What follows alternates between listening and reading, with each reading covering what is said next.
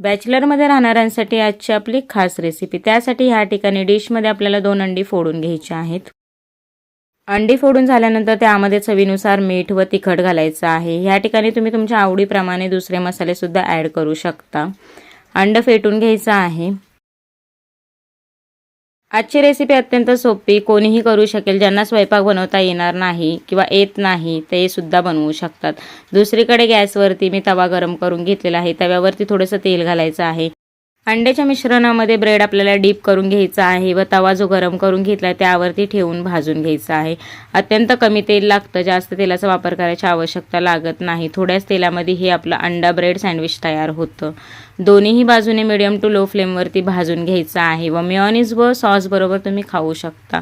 चवीला छान लागतं व छोट्याशा भुकेसाठी ही मस्त रेसिपी आहे। आवडली असल्यास व्हिडिओला लाईक करा, चॅनलला सबस्क्राईब करा। धन्यवाद।